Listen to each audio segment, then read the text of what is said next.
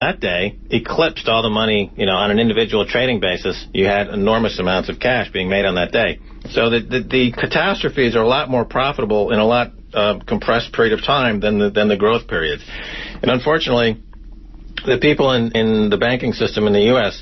now are so greedy that they don't care about the bull markets anymore. They just want to make a lot of money quickly by setting up these crashes. And they crash the market all the time for that reason. And it's destabilizing the country. It's destabilizing the economy.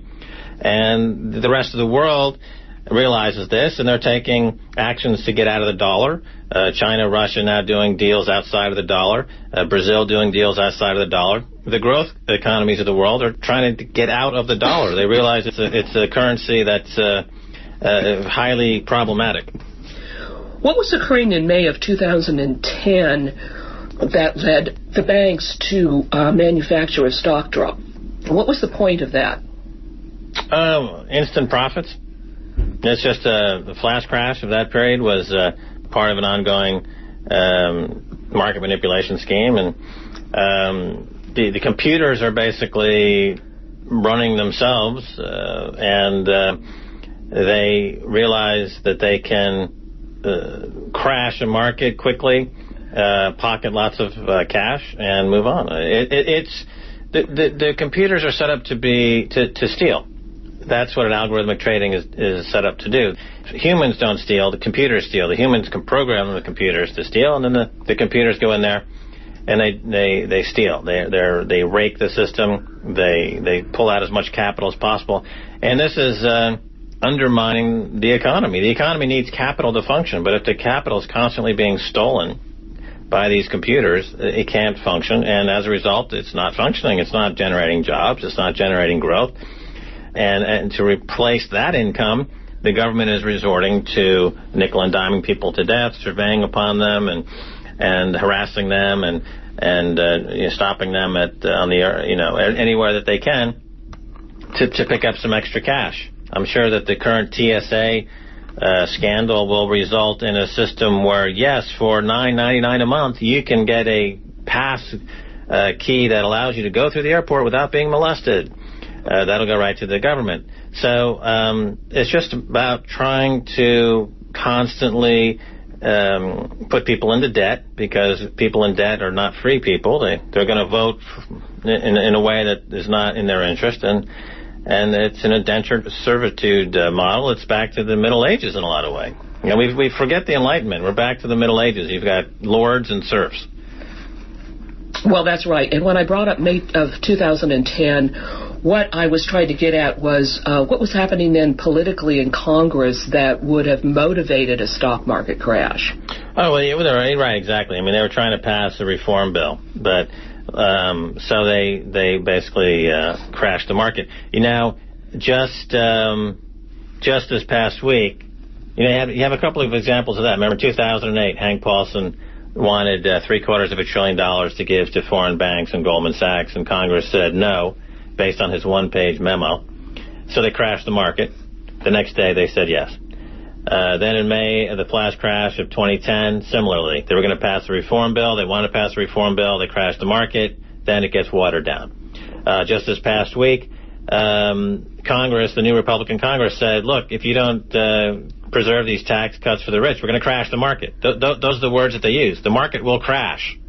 So they've got a loaded gun here that pointed at people's heads, and they keep using it over and over again. If you don't give us more money, we're going to crash the market. The market is being held hostage. They know that they can crash the market because the computers are set up to crash the market at the push of a button. And the idea of markets functioning in their own, to find prices and to go through this thing called free market capitalism is finished. Now it's just being used as a weapon.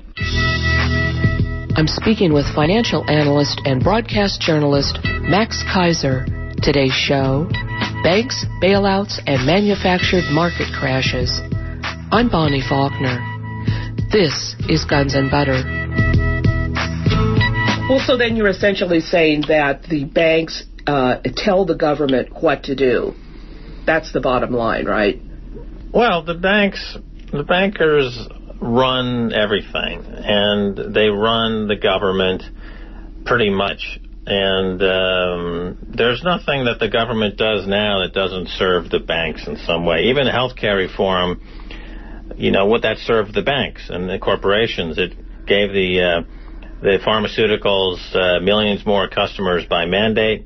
Prices are going up anyway. And because people are going to have to go into debt to afford to buy the mandatory health insurance, it'll help the banks because they're going to loan the money to people to buy these products and put them into debt. So debt is the goal, and they're doing a great job doing it by just putting people into greater amounts of debt. So how do you view your role in the world of finance and media? You're a financial analyst with a definite twist. Where are you coming from ideologically or experientially? Well, my point, my ideology or philosophy is that markets are plastic, that they can be shaped in any way you want to shape them.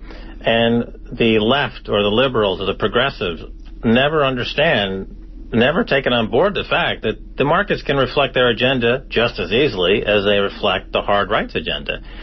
For some reason, people on the left think that the markets are immutable, that they're cast in stone and there's nothing they can do to change it, and they're going to try to reform the system by doing everything but reforming the markets, which is like going to a gunfight with a knife. Unless you're willing to reform the markets themselves, you will never, ever, ever win.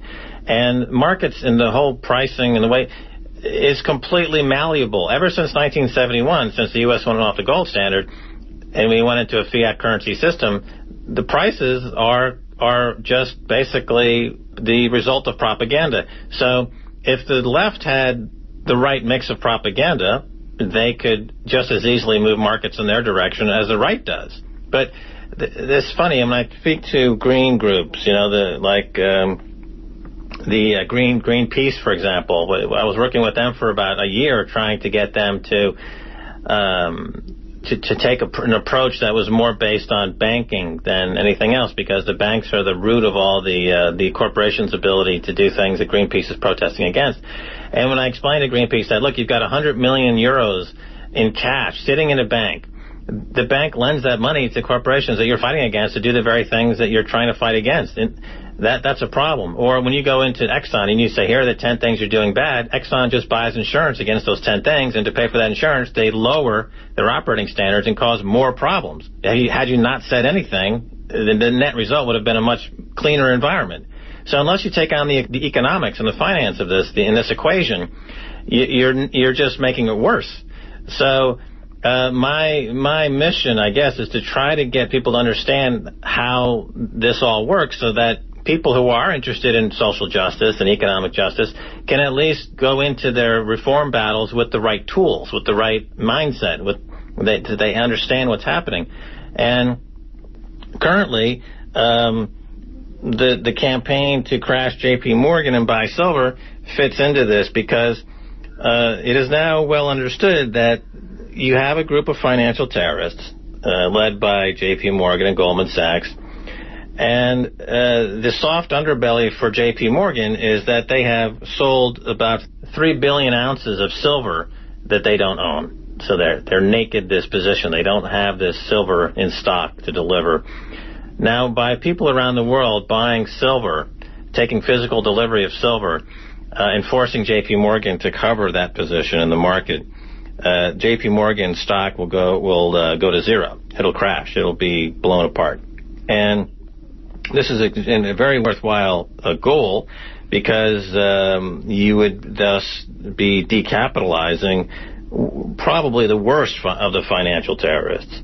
And this campaign has caught on around the world. It's gone viral. It's being covered by the press internationally. And people around the world now are buying silver coins, putting up a few bucks, as a global insurrection against the banking occupation, as a global effort to decapitalize the worst terrorist of them all, worse than Al-Qaeda by many thousands of percentage points. There's nobody worse than J.P. Morgan. They are literally the devil incarnate on planet Earth. And so by buying silver, you can put them out of business, which is something that has to be done. Now, the formal NGOs, of course, once again, they don't want to do anything that has to do with banking because they think it's beneath them, that it's dirty. They want to win on the moral agenda. But unfortunately, morality doesn't trade on any market, so you can't really quote it. Therefore, it has no meaning. But the rest of the world, who's not part of any NGO, is saying, okay, we're just going to take this effort on ourselves. We're going to use our collective buying power and take hundreds of millions of ounces of silver off the market, and we're going to crash the sucker. And its price of silver just hit another new 30-year high. J.P. Morgan stock is listless in the water. It looks very fragile.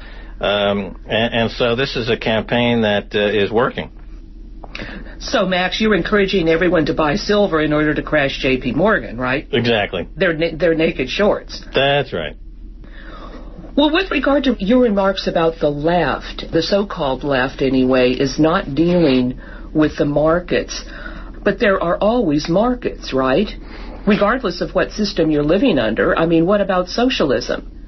Yeah, the capitalism is not the problem because the capitalism is simply the attempt to match up risks and rewards in the economy so that you don't have any imbalances and you have a shot at some kind of economic justice and social justice.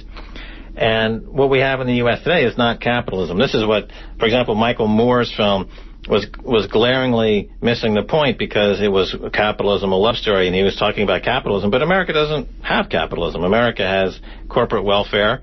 America has a system that's... Capitalism means, for example, that there would be... the risks and the rewards in the economy would be roughly equal.